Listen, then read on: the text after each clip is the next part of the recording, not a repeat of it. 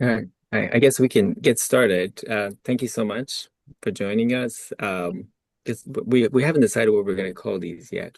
Hmm. It's been kind of like what I have learned from my colleagues Hmm. last week, what I've been using. So we're excited to have you here with us. Can you tell us a little bit about who you are and what you do? Yeah, absolutely. So my name is Dr. Tina Lasisi. I am an assistant professor of anthropology and ecology and evolutionary biology. So in my research, I work on the evolution and the genetics of especially pigmentation and hair, but other complex human traits that vary across populations. And in my free time, I like to say that I am somebody who has AI as a hobby. My claim to fame that I always show as, my credentials is that the second that ChatGPT was available to regular people, I was immediately on it. I had my account within 24 hours of them releasing it to the public. But basically over the last, how many, it's been almost 4 years now, I suppose. I have found ways of using it in my research. I've also worked with the Center for Academic Innovation to put together an online course or a series of short online courses on various aspects of practical use of AI. And I talk to many different kinds of people about how to use it in different situations. I've used it in the context of large undergraduate studies. I have used it with graduate students for research purposes. I also have used it with my postdoc who I work with. And in those later cases, it tends to be very much focused on leveraging the natural language programming aspect of the large language models, the AIs that we use right now to actually do programming. It's really using it as an easier interface than having to learn Python and having to troubleshoot everything on your own. So I'm happy to talk about any of those cases. That's great. So are you using it mostly with the chat interface, or you're actually getting into like Claude Code and using it in the codecs? You're using any of those? So I've used Claude Cowork and Claude Code, but especially Cowork now a lot more. I got Claude Code when it first came out, and I had used it to basically build a repository. I'd played around with APIs and basically trying to build something that could pull grant information or other kinds of information. And I've also used it in Visual Studio Code. So Visual Studio Code has an inbuilt extension, so a plugin extension where you can have these various models be able to take agentic actions. And so that's Mm. really been the game changer for me.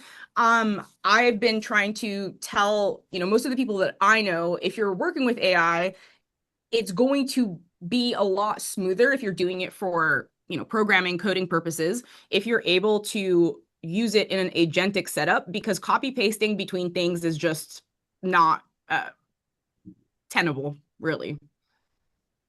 That's great. So let's just do some like practical Mhm. examples here. So can you talk me through like how you use it in education in the classroom? Say you Mhm. want to plan for planning, you're beginning of a semester, you're teaching a class. How are you using it For me or for the students? for you? Okay, for me, Yeah. my most frequent use of AI in this context is leveraging speech to text to organize my thoughts. So, as I'm putting together the syllabus, I will have materials that I want to put in, and I will talk through what it is that I want to do there, and then I'll iterate on actually putting it together into a formatted syllabus. So, there are the strategic aspects of it. I feel like strategic might be a little bit too fancy of a word to use for that, but really the planning parts of it when you're deciding what do I want to cover in this course? How long is it going to be? Kind of iterating on those ideas separately. And then the formatting. I think that people underestimate how long it takes to format things. It is one of those things where truly I would hope that the human spirit and ingenuity can be used for other things than formatting, although I very much respect that for some people, graphic design is in fact their passion. But for those of us where that's not the case, the amount of times that I had spent, getting things in straight lines and whatnot is now completely, cut short with a tool like Claude Cowork. So whereas I would have, let's say a year ago, had to write it in Markdown and then paste it into a rich text format, into a Google Doc, into a Word document. Now I can directly use Claude Cowork to build from the ground up using JavaScript that docx file, and that makes things a lot easier. So that is one part of it. And then with the students, um, the one of the classes that I'm teaching right now is really a seminar. So they're writing their honors theses, and the group that I'm working with are mainly archaeology students. It has worked out to be archaeology students where some of them have a little bit of experience with data analysis and some of them have never even opened the terminal.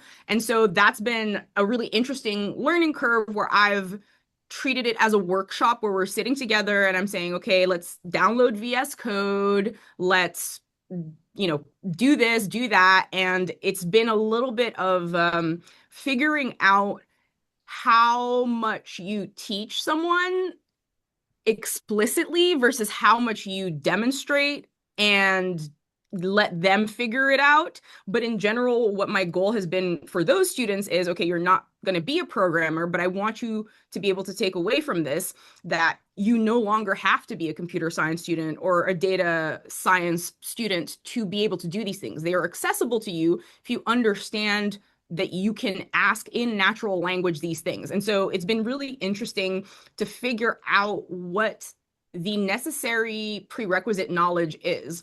A lot of the barriers to programming are not the actual programming. I tell everyone that the hardest part of coding in Python is getting Python on your computer and figuring out where you're supposed to write the code. People, people who've never done it don't believe me. And then they find that the entire first day we spend figuring out what is actually already on their computer because you probably have downloaded something and so on and so forth. And so I teach them how to think about the troubleshooting. And on the complete other end, it was last winter, I had a large intro class where I used the plugin for Canvas. There was the ability to um, create embeddings from the transcripts of the lectures. And so I wanted to experiment with that because a lot of students have anxiety about taking notes. I personally think that, especially for the courses I teach, there's absolutely no benefit to a student acting as a stenographer rather than paying attention. And so many of them are really afraid they're going to miss something. And so I tried to alleviate that concern by making sure, everything is recorded anyway, right? The transcripts are being captured. And so now in Canvas, we have the ability to basically build a UMGPT setup on the back end where it is able to use retrievement augmented generation to answer their questions by pulling from the transcripts. And I don't think it's multimodal yet, or at least it wasn't when I was using it. So I don't think it is able to look at the slides, but it's able to pull various materials from the lectures and from various aspects of Canvas. And so you kind of have these two ends of, truly using it for its ability to understand human language and semantics and summarize and retrieve information. And then on the other end, using the natural language processing to be this intuitive interface for programming. I have so many questions. This is fantastic. Tour de force of how you're using it. I Mhm. want to get maybe a little bit more granular on how, when you said speech, like going back to the beginning of when you started, when you said speech to text, are you kind of like doing a recording on an MP3 and then downloading it, or is it you're using something like Whisper Flow, or what are you using Yeah. it? So I really should figure out. something that's less expensive, but I already had a subscription to Otter. So a lot Okay. of times I'll use Otter to just create that transcript because compared to some of the other software that I've used, but I will admit I haven't recently looked at what's available. Hmm. My big issue with speech to text has been its inability to recognize different participants. So if it's just me, that doesn't matter. It's just a note. I could do it on the internal, Apple voice notes, probably. That one even does transcripts now. But a lot of times when I have supervisions or meetings with trainees, it's useful for us to have that and then being able to capture in the transcript who is saying what. And then, yeah, I immediately just have that transcript as a text file, and I will either paste it directly into the window if, I mean, now they all have pretty large context windows, or I will upload it into whatever that AI platform's context is for a project like setup where you can have multiple items that it can refer to. Got it.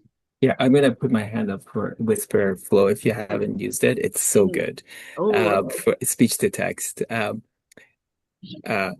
I used to use Otter before. I think Whisper Flow is like fantastic. So now you have like say, you're kind of like walking your dog. I don't know if you have a dog, yeah, but I do have walking a outside. dog. Okay, Yeah, great. You're kind of like yeah. flow of consciousness, dictation of things that you want to do. It generates a text file, and then you put that into like a GPT or a Claude project, for example. You paste it in there, and then can you tell me like how you're going from that to like formatted syllabus?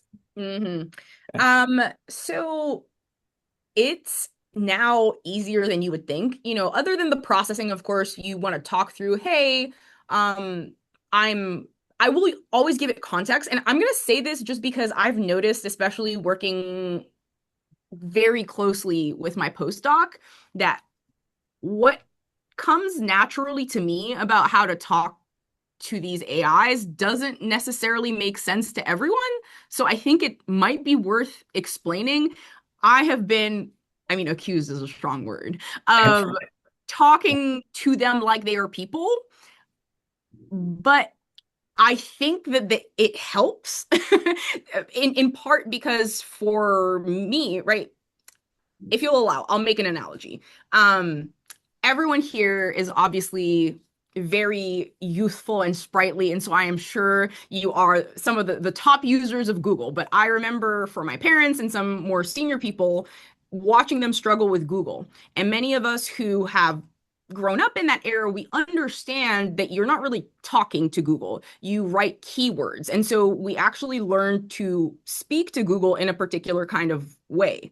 And I think that what's happening now is that you're having these kind of branchings of different ways of speaking to AI.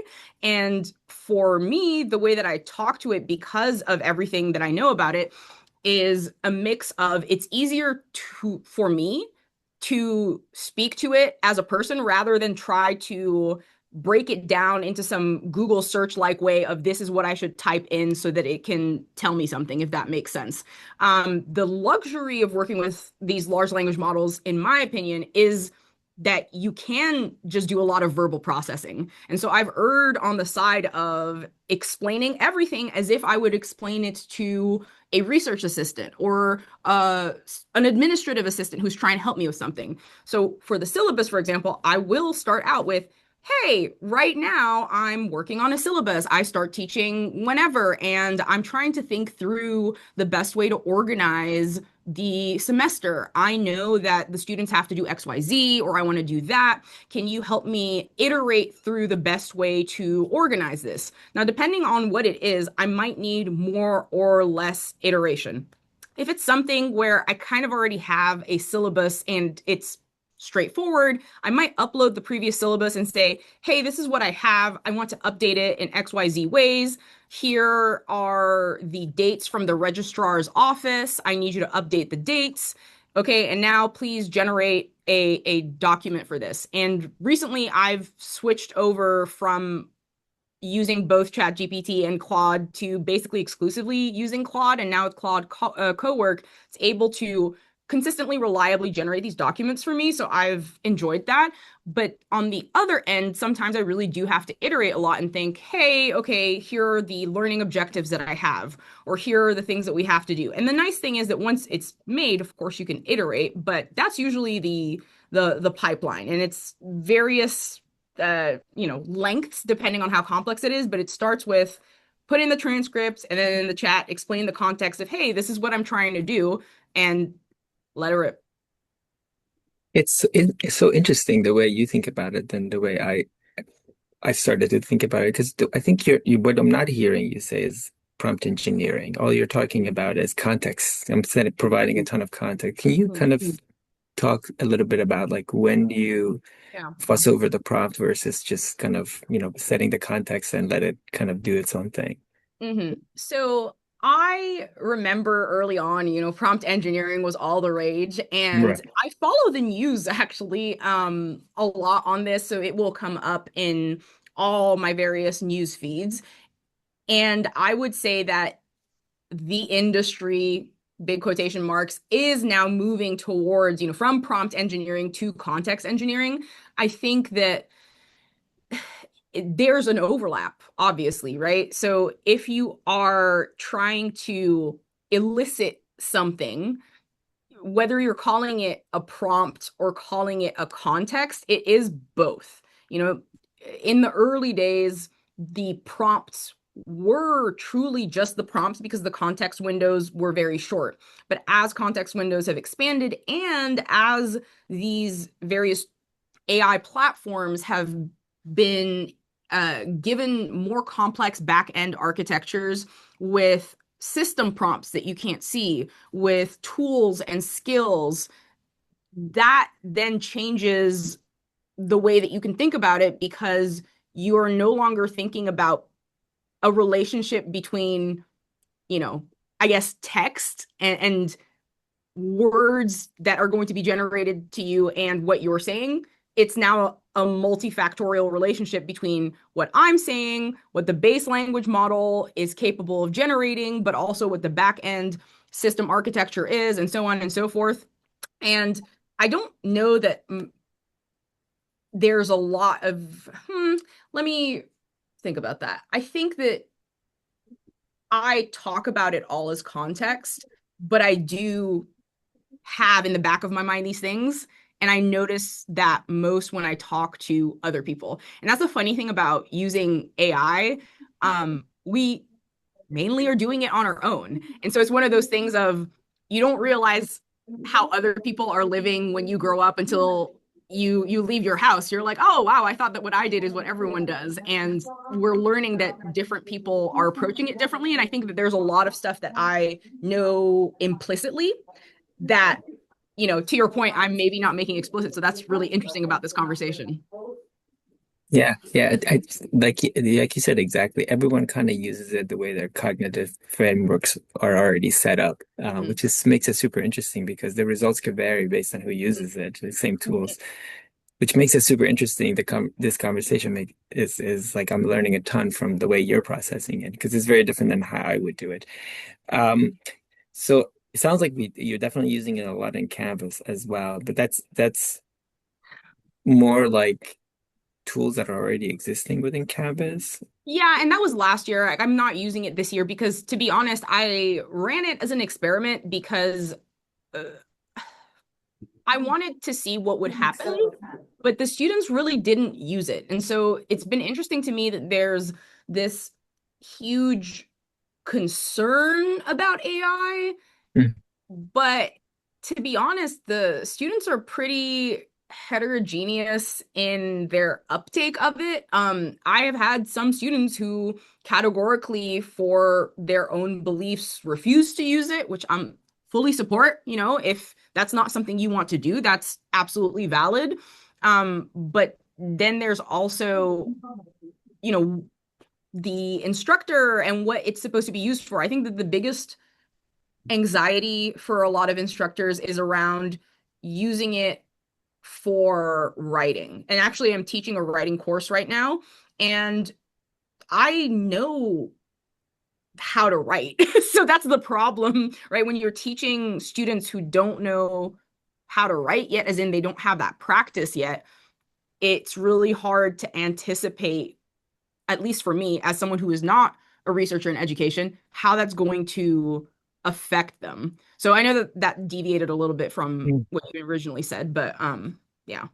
No, no, actually, this is like I've been thinking a lot about very similar things. Like I think so much of writing is really it's thinking, right? Like you're thinking through your writing, so that the act of Exactly. prose construction is critical in the thinking process. And once you eliminate that, even though the material could be there, like I think there's something missed in the understanding of the concept. So I totally agree with you there. Mhm. Um, like let's go like so now you formed the syllabus. The first day of class, how are you thinking about transfer of knowledge? Like how is it helping you like in your teaching, like as you're doing? Are you approaching like actual lectures differently using it? Are you using it at all in your prep per day or this is not, you're just kind of going with what you were doing before? Um, so it depends. For some of the classes that have been, very seminar based, not really. Although we can talk about using AI for literature review and for search, because that's a whole other Mhm. area that I'm very excited about and I've used it for. But in general, again, the main thing I use it for is for administrative purposes, Okay. basically. And so I kind of count administrative and formatting purposes as generating the PowerPoints themselves. I have experimented with a tool called Gamma. And yeah, so you Love see, it. it has come a long way. It has come a long way. So, I love to see the growth. And to me, that's fascinating. There's so many things that are fascinating to me about, AI tools and AI in education. And in fact, I just put in a grant with a collaborator of mine, Lynn Ma, who is in computer science. And one of the things that we talk about is how the industry is catering to a specific kind of person. And nowhere did that become as apparent to me as with the Gamma app. And, I want to be respectful, but there is a lot of, oh, wow, like this is very superficial. A pitch deck is not the same as a lecture PowerPoint. And so that has been one of the biggest conflicts for me if I try to use the tool directly. And honestly, most of the AIs, even in chat, if I'm trying to structure a presentation, what's been fascinating is being able to raise to the surface just how different academic and scientific presentations are. We are not trying to build a message around really standard formatting. So a lot of pitch decks are structured in a particular way because you're trying to present to stakeholders, VCs, whatever. And it's relatively superficial. And I don't say this, just I don't really mean this in a negative way, but obviously, I'm coming at this from an academic, and the way we tell our stories, we have to build it in a different way. To some extent, I don't think we always can start from, well, what is my overall story? I've tried to use it for various talks I've had to give. And, sometimes that such is the nature of playing around with new tools. It has been a waste of time, like it, in the sense that it hasn't directly contributed to it, because I realized, oh, well, the way that I need to tell my audience this story is not the way that AI is able to generate that structure. And I do not actually yet have um, a pattern that I can tell it about, right? So in presentations, if you look at the way that a lot of resources talk about how do you do a presentation, how do you tell a story, you'll hear about the hero's journey, you'll hear, things like and, but, therefore, all of these pithy little structures and frameworks of this is how you give a good presentation.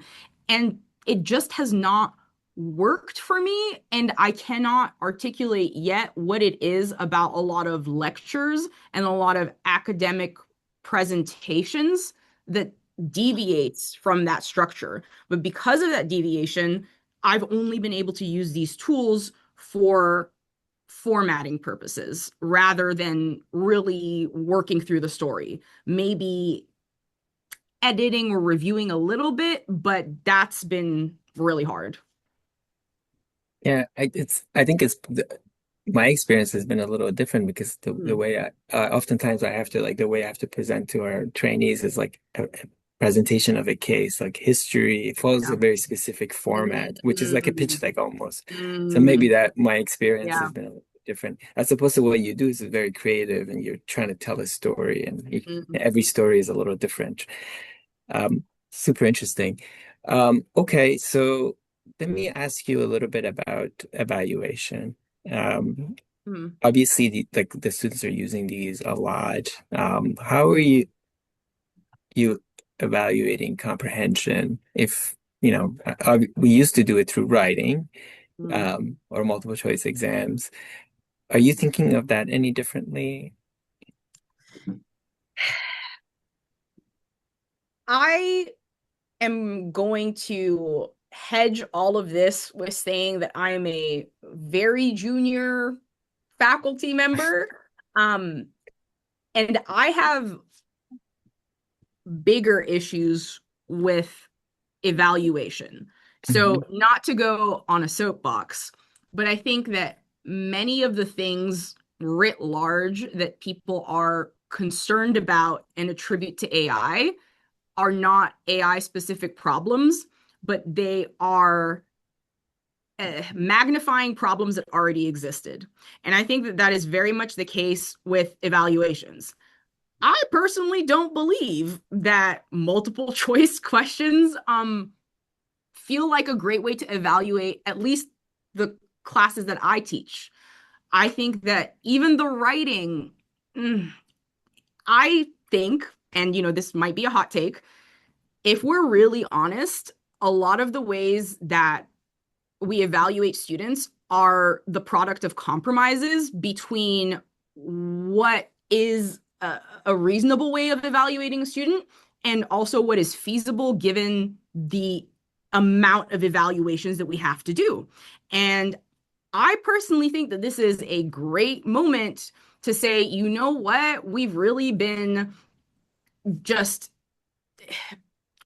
thinking that we can quantify our way out of it. Like, oh, if we just give enough tests and enough opportunities to do something, that it'll work out. And I come from a system that's the complete opposite. I did my undergrad in Cambridge, and the way that their education system was structured is that you would have weekly supervisions. They are not graded, but you're talking basically one-on-one, one-on-two to this professor as a little 18-year-old about your silly little essay that of course is going to be not that great, but that one-on-one supervision I have found very, very helpful and educational. And then at the end of the year, you only have one exam where you sit down for 3 hours, for every course that you've taken. And I'm pretty sure I only took 4 courses a year. And then I come to the US and I have anxiety when I hear these students are taking what, 5 courses in one semester. How are you going to learn anything?